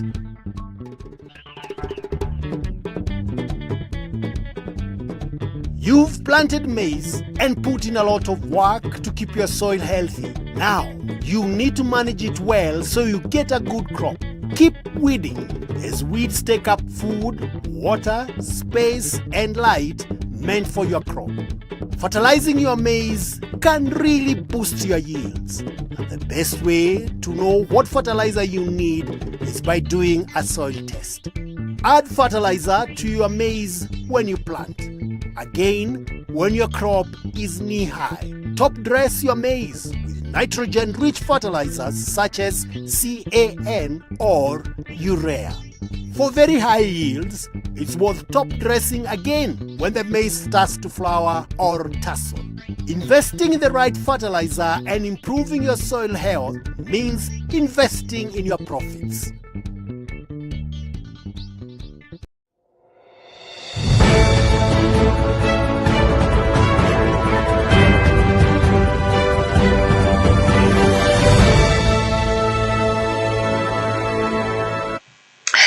welcome back. This is still mid-morning show. We started at 11 and I hope you're still with us. Thank you so much for joining us. You're still live on YouTube at Afarmers Media, on Facebook at Afarmers Media, on Twitter at Afarmers with a Z_media, and on our website www.afarmersmedia.com. This is Afarmers Media, where we connect, learn, and grow. My name is Mary Oswero. My name is Regina Ayana. Welcome again to the mid-morning show, the one and only show that takes us to the deep understanding of what fuels our farms.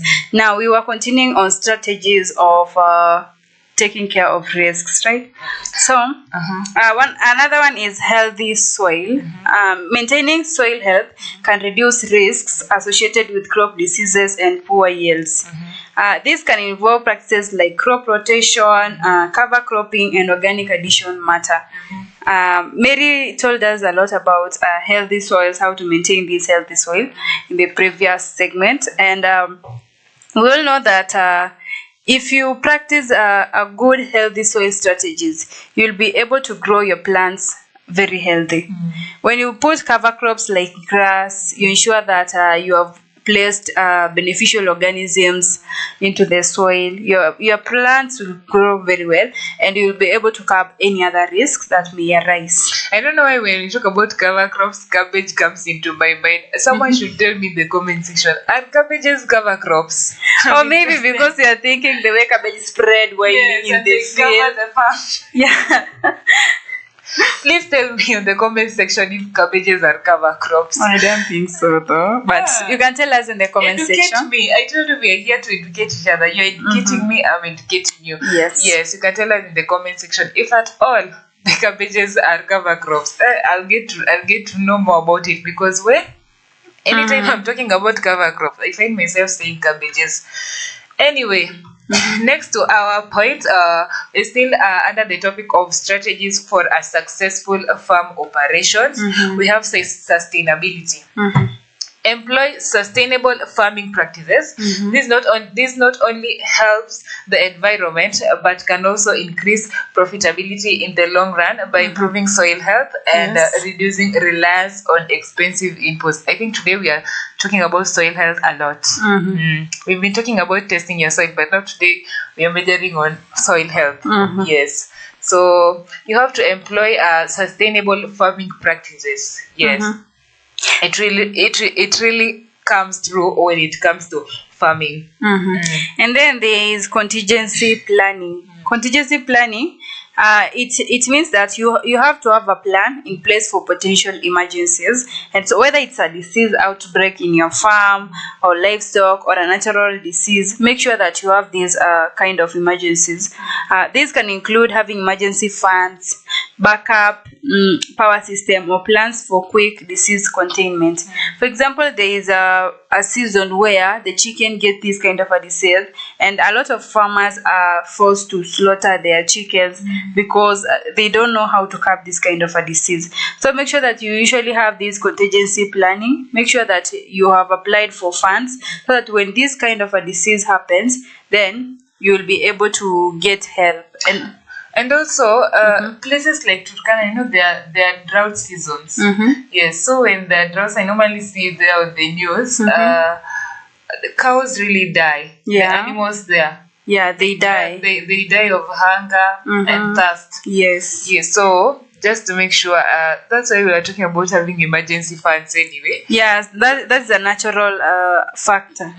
So you can't predict, you can't know what will happen. Yes. You just find that you lack water, you don't have, I don't know what for your crops. You find yourself in that situation because you don't have these contingency planning. You have not planned for certain kind of things to happen. Make sure that anything can happen. We are talking about risks, so any risk can occur. So while practicing this farming, also consider that your plants or your livestock require other emergency funds or other things that may help them during these times of invasion of pests or invasion of diseases. And actually, you'll also realize when there's an outbreak, just like human beings, kuna kwanga na zile outbreaks za cholera, there's an outbreak of cholera. So many people in different, it spreads so fast. That's the same way that when there's an outbreak of a disease, or even a pest. You remember the locusts? Yes, I remember they came in large quantities. Yes. Like I used like to look like locust and be like, how many are these? And my mom will say, I don't know, they are millions, and they will settle in one tree and then leave that. so fast. Yeah, they'll settle in one tree, eat every single leaf in that tree, and then when they move to the next, the tree remains dry. So during such situations, like there was an outbreak of locusts, during such situations, you should already have a way of solving such a problem. Yeah, those are like emergencies where you should have these backup plans. Make sure that you have a backup. If something fails, then you can do this. And then you have to have plans for quick disease containment. If you know that this disease usually affects chickens in this type of a season, so let me put aside some emergency plans and backups and funds that will enable me to cope with this kind of You can even effect. buy vaccines with the emergency funds. Yeah. So that you vaccinate your chicken early enough. By Yeah. the time there's an outbreak, yours are good. You just lock them inside the room so that they don't mix with others who are not been vaccinated. Yeah, and the funny thing is that when you buy those kind of vaccines before this outbreak, it's always cheaper. But when the outbreaks happens, Yes. when there is an outbreak, the vaccine will be at a high amount of money. That's why a lot of people ignore and just decide to slaughter the chickens instead of keeping them. And celebrate Christmas early. Always be safe than sorry. Be safe than sorry, because it can help you in many situations such as emergencies. Okay, we should also monitor our financials. We already talked about finances, but let me expand it more. Keep a keen eye on your financials. Make sure to track all income and expenses and review these regularly to identify areas for improvement. Like for example, first of all, we talked about planning. So when you have a budget, and you know that I'm going to use this amount of money when I'm handling this type of crops, be keen with your budget. Always note down, now that I've used this amount of money when planting, I should use this amount of money when weeding, when adding maybe the fertilizer. I should use this amount of money so that at the end of the day, you know how much you spent. And after harvesting, you also know, I've already harvested and sold. How much did I sell and how much did I use? Always review.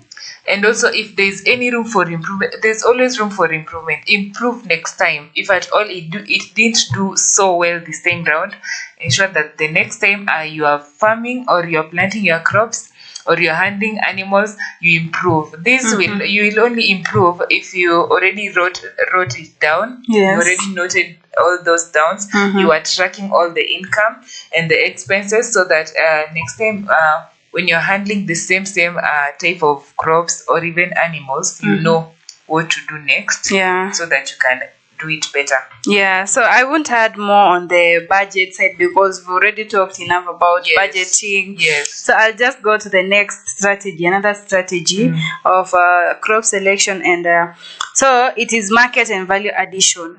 Develop a marketing strategy to reach your target audience. Make sure that you say, let me take this the direct. Let me go with the direct sales, or let me go with middlemen. Yeah, so you say that I'm going to sell my products using middlemen or suppliers. So when you do that, make sure that you stick by that. Don't go changing, because you lose a lot in the process.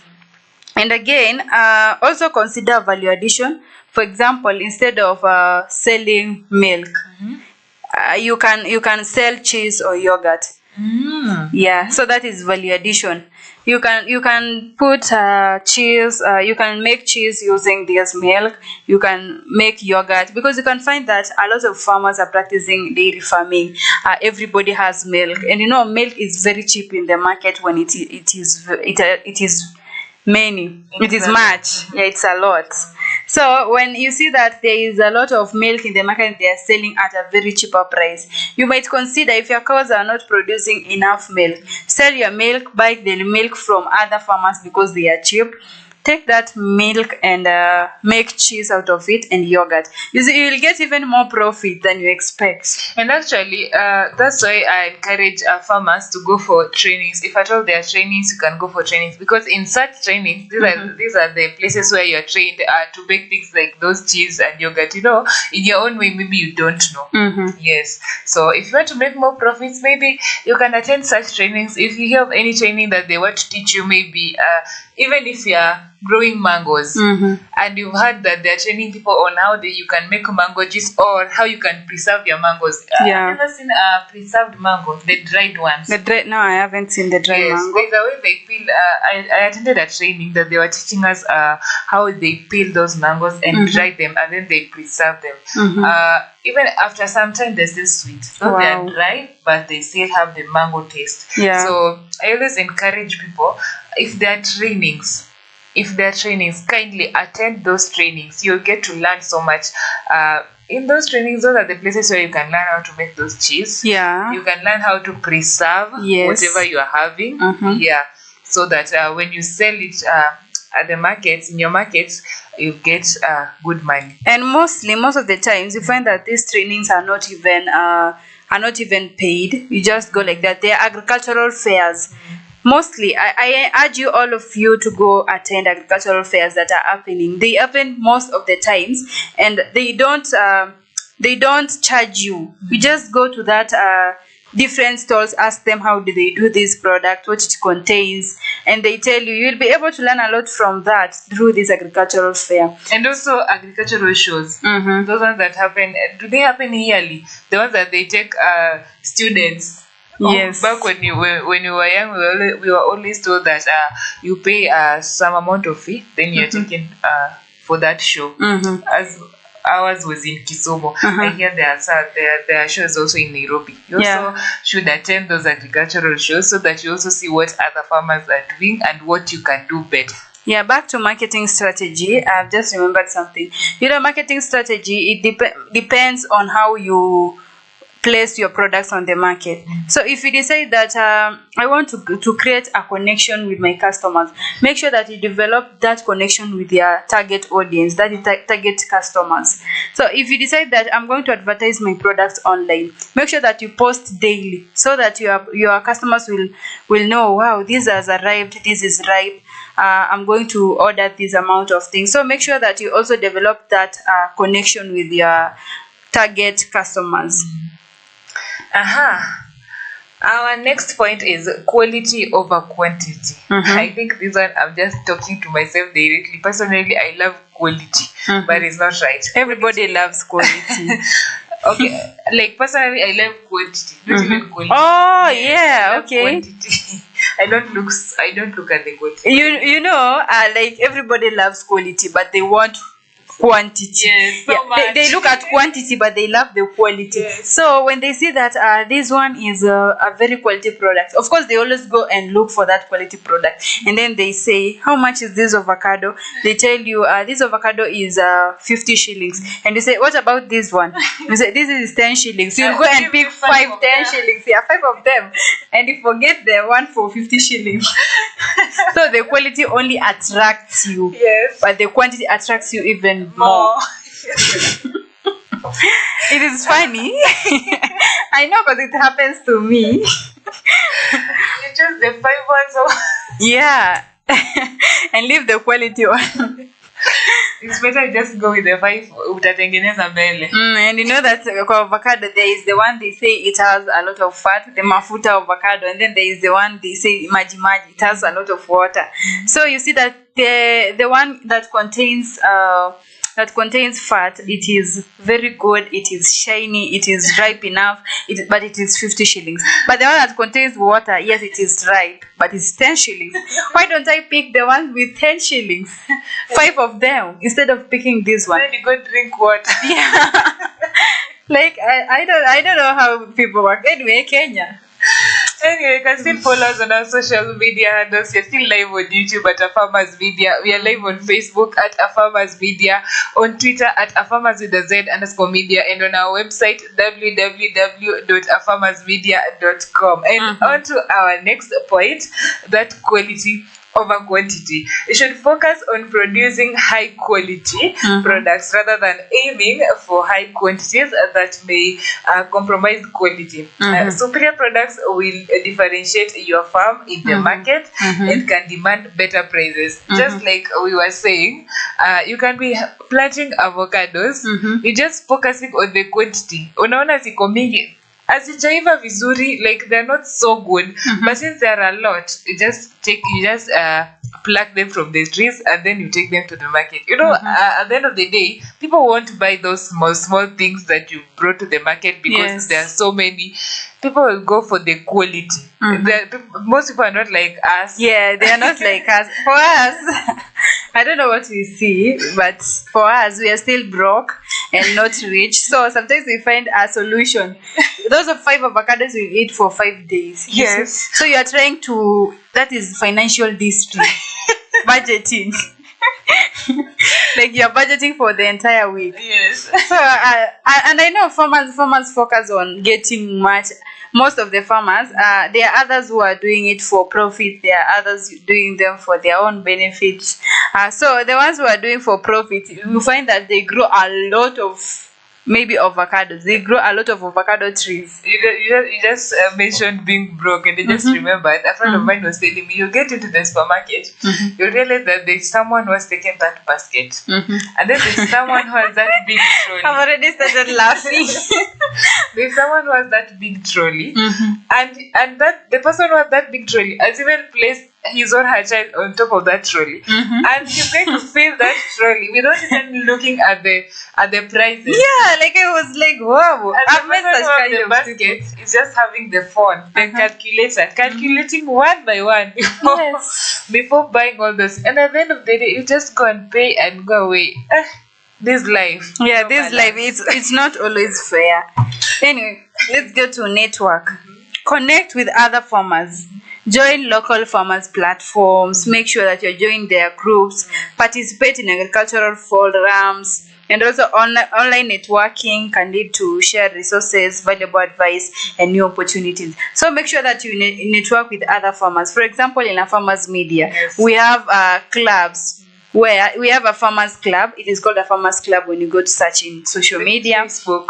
Yeah, in Facebook, it's called a farmers club. When you go there and join there, you'll find many other farmers inside there, and who are talking about different things they are specified in, and you are going to learn a lot from them, because you can inbox one of them and tell them, I want to learn about this. Of course, they will be willing to teach you, or if you go scroll those pages and see some information, how to control certain pests and diseases, maybe in maize or cabbages. So if you try to network with other farmers, you'll be able even to identify other good opportunities that will help you in future. And you can easily sell your products even through those social media platforms. Yes. So networking is a very crucial thing, and also a very crucial steps in agriculture. And through that, you'll be able to join with other farmers outside there. You will listen to their success stories. They will tell you how they succeed in the agriculture or how they failed in the agriculture. Through that, you'll be able to educate each other on what to go about, how to go forward. What can we do to curb this kind of disease or pest that is currently affecting our farms?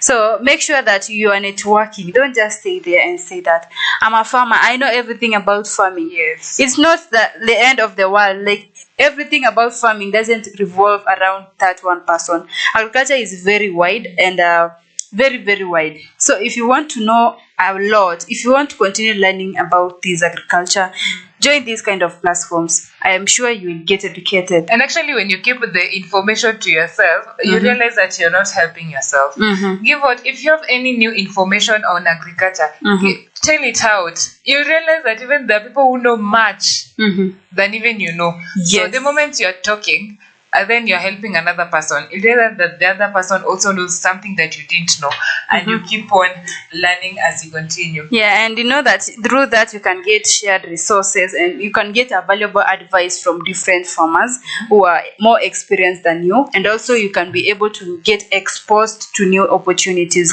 Through that you can grab onto them and even develop more and become a proud farmer. Our next point is infrastructure management. Infrastructure management. Regularly maintain your farm's infrastructure, including building fences and machinery. This prevents larger problems down the line and ensures your farm runs smoothly. The moment you have fences, actually, it has reminded me of an elephant story. Elephants are pests that can even bring down your fence. Anyway, the moment you have fences in your farm, you're protecting your farm from so many things. Yes. Yes, you're protecting your farm from pests like human beings. Because human beings can also be pests at one point. Yeah. When they get to your farm to steal. Anyway, you're protecting your farm from so many things that can invade your farm. Yeah. You're also marking territory. Your territory. Now, someone can't easily just get into your farm and claim it's theirs as long as it is fenced. Yeah, because you can't just barge into someone's farm. You see that it is fenced, it has a gate, and just tell me that I'm going inside this farm. Of course, that marks boundaries. You see boundaries there. When you see that fence, you see boundaries. And nowadays, I see some farmers even have electric fences. Yeah. Yeah, because watu wamezoea kuiba sana. Yeah, and that is very good, you know. If you have that electric fences, no human being or a thief that can come near that fence. As long as you warned people. Yeah. As long as you have a warning there that this is an electric fence. Yes. You can use an electric fence to guard your farm. And then it's also a way of guarding your farm. Yeah. And then there is succession planning. Have a plan in place for the farm's future. Make sure that what will become of my farm in the next 3 years or in the next 5 years. What will become of my farm if I want to pass it to the next generation? This could mean training the next generation or setting up a legal structure for a month transition. So you make sure that your land has a license, you have a licensing for farming practices, and then you have that title deed. You make sure that you prepare for the next generation. You make sure that your farm is running well. There is no intervention. There is no land grabbing history about that farm. So you prepare, create a strategy for your succession planning. We've talked about pest and disease management a lot. I'll just brief you on pest and disease management. Have a proactive plan. Actually, today we are also talking about planning a lot. Yes, you plan your financials. You have a plan on your land. Yes, so you also plan for the pests and diseases. So have a proactive plan for dealing with pests and diseases. This could involve a regular inspections, using resistant varieties, and practicing integrated pest management. Actually, when you're managing your pests, we're talking about drones. You can use drones to inspect your crops. You can even go there. If you can't go there physically to inspect your crops, use drones.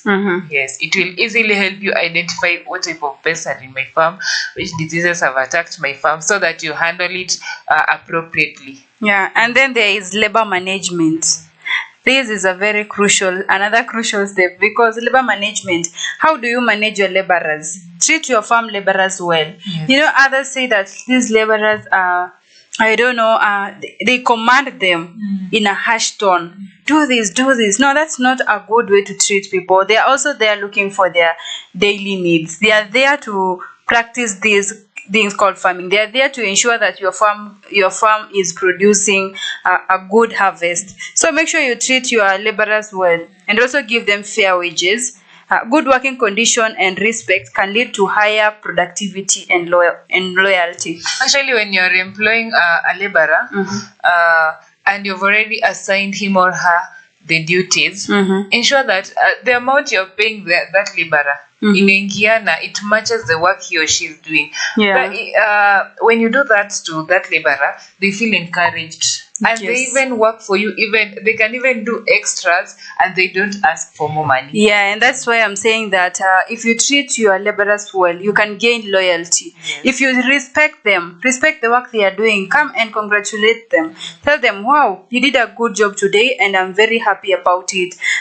Make sure that you don't talk to them in a harsh tone. You don't correct them in a way that it makes them regret working with you. So when you do this, when you treat them well, you give them their wages fairly without cutting any of them, they will work hard. You even appreciate them. If at all you're having maybe cabbages in your farm, Yeah, you can you give can them even one. give them one or two. Yeah. It doesn't have to be good. Yeah. It doesn't have to be nice. at Being the end of the day. being appreciative is a good thing. It is very good because it gives someone hopes, it encourages someone, it gives someone certain confidence. If you tell me that you are treating there is no farmer who treats his employer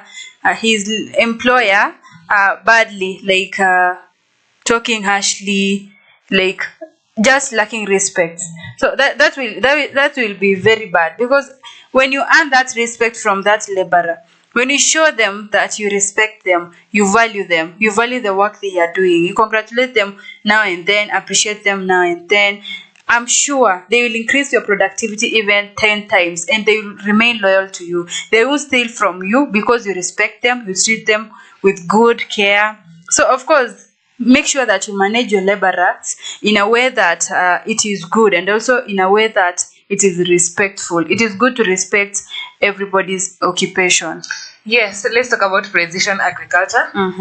Make use of precision agriculture technologies. They can help you optimize your input, use better, understand your land, and increase your overall efficiency. You can only understand your land when you've tested your soil. Yes. The moment you haven't tested your soil, you are not understanding that land at all. Even if it's fertile, you have never tested it, you don't know what pH it is, you don't know what you can add to it to make it better, you can never understand it. So precision agriculture is so important. It's also another strategy. Yeah, and another strategy is customer engagement. Developing a strong relationship with your customer is a good thing, and also this could involve farm visits, newsletter, or a strong social media presence. Customers who feel connected to your farm are more likely to remain loyal, because when the customer feels that you are a good person, you are trying to connect with them, they remain loyal to you. You make sure that when you harvest something and you know that this thing, my customers need this kind of something, maybe tomatoes, you take that tomato and post it in the group where your target customers are. When you post that now and then and you tell them the prices, they'll get loyal to, they get connected to you. Every time they need something, they call you and tell you, do you have the potatoes, are they ready? Yes. How much do I want to sell? You can also post in the newsletters where people can get to see what is really happening. Post them on social media. People will get interested in your product and they will approach you. Through that, you will make even more profits. And then to my final point, direct sales. This is a very brief point. Explore opportunities for different sales to customers through farmers markets. I feel this is so self-explanatory because it is also so brief. Yes. And then, another thing is stay resilient. We know that farming is a professional of hope, optimism, and resilience. So farming can be a tough business with many challenges. You experience a lot of challenges during this farming, including these pests we have talked about, the money to buy herbicides, all these. There are many challenges farmers face outside there. So be ready to tackle problems as they arise. Be ready to cope with them. As a farmer, you have to be resilient. Don't just run away from problems. Make sure you face them with head held high. Okay, I can see on our Facebook page, Stephanie is telling us knowing your soil health plays a very significant role in successful farm operations when dealing with crops. I would love if you touch on successful farm operations for livestock farming, rearing livestock, same stuff. I think we've touched on some of them, but then again, we are still here. Next time, we'll touch more on your point, successful farm operations for livestock farming. We've touched on most of them. Yeah. If at all we didn't touch on all of them, there's always a next time for us. Yeah, anyway, guys, we have many other things, but I'll just mention them briefly, like water management, how you manage your water. Like you can use drip irrigation. Yes. So drip irrigation, you can manage your water through drip irrigation because you are not going to waste a lot of water.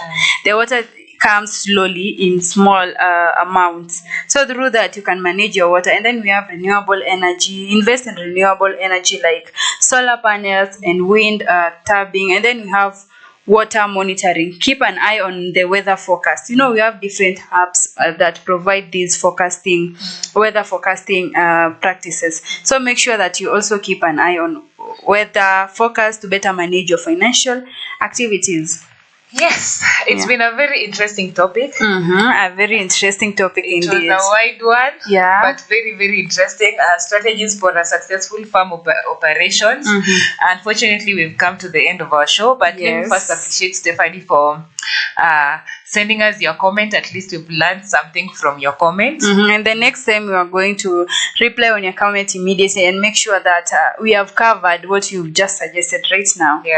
Yeah, so guys, I think it is coming to an end, but I'll encourage you that continue watching our show, our next show, that is Farm Drive, that will be coming up at our social media handles. Find us at live in Facebook, at a Farmers Media, in YouTube at a Farmers Media, and click onto our website www.afarmers.com to learn more about a Farmers Media, where we connect, learn and grow. I don't know if those are your last words. Yeah, I think that's my last words. Okay. Until next time. We have a proverb, but before we become wise, before we jog your minds, remember that every farm is unique. What works for one might not work for another. Don't just expect that since this one is working in this farm, this person's farm, it will work on my farm. Anyway, our proverb of the day is: the journey of 1,000 miles begins with a single step. The journey of 1,000 miles begins with a single step. I'd like to appreciate our director, our camera person, those who are behind the scenes. We really appreciate. It will not have been easy if you were not back there. Yes. But we really appreciate all of you. Thank you so much for being with us, our viewers. Thank you so much for tagging along with us on our social media platforms at this time.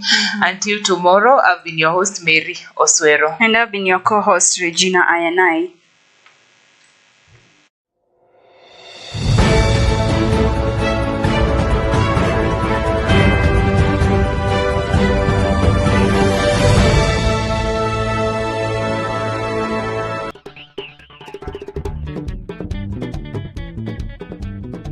You've planted maize and put in a lot of work to keep your soil healthy. Now, you need to manage it well so you get a good crop. Keep weeding, as weeds take up food, water, space, and light meant for your crop. Fertilizing your maize can really boost your yields. And the best way to know what fertilizer you need is by doing a soil test. Add fertilizer to your maize when you plant. Again, when your crop is knee-high. Top dress your maize with nitrogen-rich fertilizers such as CAN or urea. For very high yields, it's worth top dressing again when the maize starts to flower or tassel. Investing in the right fertilizer and improving your soil health means investing in your profits. Losing out on your crops or livestock can be a huge problem. With changing weather, there will be more unexpected losses. Have you heard about agricultural insurance? By paying a small amount of money each month, you can get paid out for serious losses to your crop or livestock. It is more affordable than you think. For a dairy cow valued at 100,000 shillings, the cost of insurance is 3.5% of that value. So, 3,500 shillings. That's about 10 shillings per day, or 1.5 liters of milk a week. Here's how to get insured. Contact an insurance agent. Someone will come and assess the expected yields from your crops or value of your animals. The insurer will then give you a cost and plan for your insurance. You pay the premium. That's the amount you need to pay to be insured for 1 year. That's it.